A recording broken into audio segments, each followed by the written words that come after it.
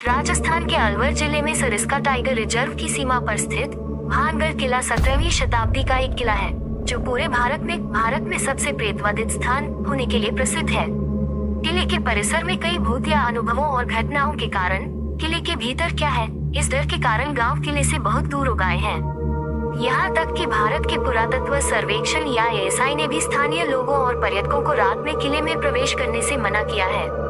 ये पूरी तरह से बर्बाद भानगढ़ का प्रेतवादित किला इसके लिए एक बहुत ही भयानक नकारात्मक आभा रखता है। कई किंवदंतियों ने किले के अंदर असामान्य घटनाओं को प्रमाणित किया है। भानगढ़ किले की कहानी और इतिहास। किले का इतिहास सदियों पुराना है। राजस्थान में 17वीं सदी में बना भानगढ़ का किला एक प्राचीन नमूना है। ऐसा माना जाता है कि इसे अकबर के दरबार के नवरत्नों में से एक मान सिंह प्रथम ने अपने बेटे माधो सिंह प्रथम के लिए बनवाया था। राजस्थान के भानगढ़ किले की कहानी के हमेशा दो पहलू होते हैं, पीढ़ियों से प्रेतवादित। पहले कहानी सुनाता हूँ, दोनों पक्ष कुछ समय तक प्रतीक्षा कर सकते हैं। भानगढ़ किले की प्रेतवादित कहानियाँ और घटनाएं दोहरे पहलुओं पर वापस आ रही हैं। भानगढ़ किले की दो कहानियाँ अभी भी किंवदंतियों के रूप में जीवित हैं, जिन्होंने भानगढ़ के प्रेतवादित किले को घेरने वाले भयानक वातावरण को एक अर्थ देने की कोशिश की है।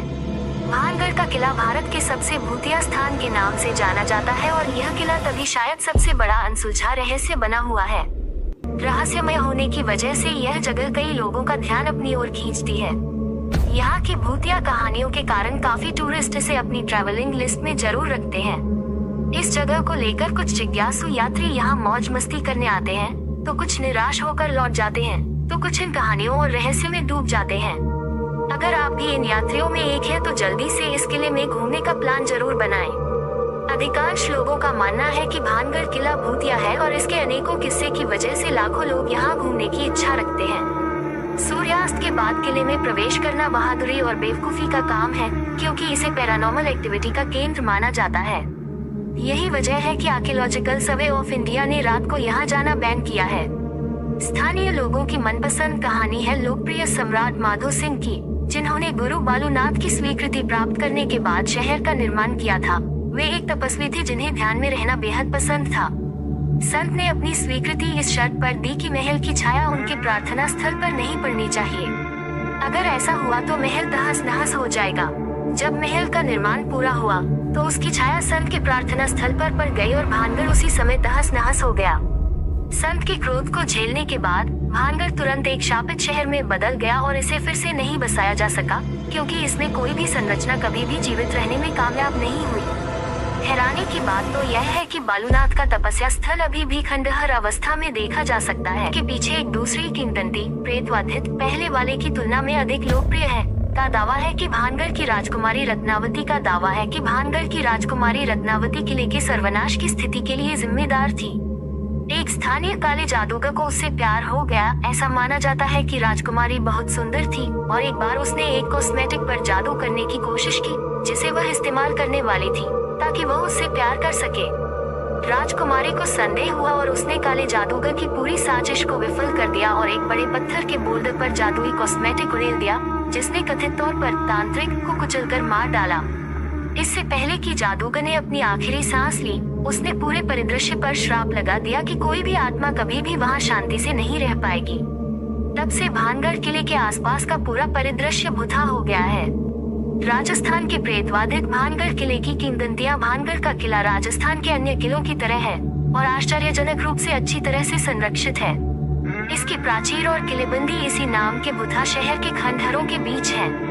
किंवदंतियों के अनुसार किला और उसके आसपास के प्रतिष्ठान कभी जीवन से गुलजार रहते थे। फिर अन्य दुर्भाग्यपूर्ण घटनाओं की एक श्रृंखला के साथ कुछ हुआ, जिसके कारण एक संक्षिप्त अवधि के भीतर जगह का विनाश हो गया। भानगढ़ किले में रात के समय सूर्यास्त के बाद या सूर्योदय से पहले किसी को भी किले में प्रवेश करने की अनुमति नहीं है। सूरज की आखिरी किरण जब अगली सुबह आने तक अलविदा कह देती है, तो पूरा भूदृश्य उदासी और ठंडक भरे खोखलेपन से ढक जाता है। किले में असाधारण गतिविधियों के बारे में कई स्थानीय किस्से हैं। यह एक व्यक्ति पर निर्भर करता है कि वह इस पर विश्वास करेगा या नहीं। कहा जाता है कि भानगढ़ किले में रात के समय आत्माएं घूमती हैं और तरह तरह की अजीब आवाजें सुनाई देती हैं। साथ ही जैसा कि कहा जाता है, जो कोई भी रात में किले में प्रवेश करता है, वह सुबह वापस नहीं लौट पाएगा। व्यक्ति को हमेशा ऐसा महसूस होता है जैसे कि उनकी गतिविधियों पर नजर रखी जा रही है और हवा एक चक्कर देने वाले भारीपन से भर जाती है। भारतीय पुरातत्व सर्वेक्षण द्वारा लगाया गया एक बोर्ड आगंतुकों को अंधेरे समय के दौरान किले के परिसर के भीतर उद्यम न करने की चेतावनी देता है। भानगढ़ के प्रेतवाधित किले से कई कहानियां जुड़ी हुई हैं। उनमें से एक पर विश्वास करना यह मानने के समान है कि किला वास्तव में प्रेतवाधित है और यह कहानी है जो वर्षों से प्रचलन में है। उन लोगों के दावे का समर्थन करने के लिए सबूत है जो कहते हैं कि जिन लोगों ने अपनी किस्मत आजमाई वे या तो गायब हो गए या कुछ भी सुसंगत रूप से समझाने में सक्षम नहीं थे। आप कह सकते हैं कि पूरे प्रकरण मन को जगाने वाली कल्पना की उपज मात्र थे, लेकिन तथ्य एक तथ्य है। उज्ज्वल पक्ष किला अलवर और जयपुर के बीच सरिस्का टाइगर रिजर्व के आकर्षक हरे विस्तार के किनारे पर स्थित है और दिल्ली से बहुत दूर भी नहीं है। किले को स्पष्ट रूप से मध्यकालीन शहर शाहजहानाबाद पर बनाया गया था, जिसमें हर दिशा में लकड़ी के 4 विशाल द्वार थे। किले के प्रांगण में एक लघु जलप्रपात और मंदिरों को अलंकृत किया गया है, जो दिन के बेहतर समय के दौरान इस जगह को शांति की हवा देते हैं। किले के भीतर कुछ महलों के अवशेष इसके उत्कर्ष के दौरान किले की समृद्धि के स्पष्ट संकेतक हैं। ये किला दिन के दौरान अपने शांत वातावरण के लिए एक पर्यटक आकर्षण का केंद्र होता और किला स्थापत्य चमत्कार है और वास्तव में ये है। यह एक पर्यटक आकर्षण है और ये दिन के दौरान पर्यटकों की भीड़ को आकर्षित करता है, लेकिन सभी गलत कारणों से। स्थानीय लोगों का मानना होगा कि किले के आसपास कोई छत वाला घर बनाने की हिम्मत नहीं करता। बनने के कुछ ही समय बाद छत गिर जाती है।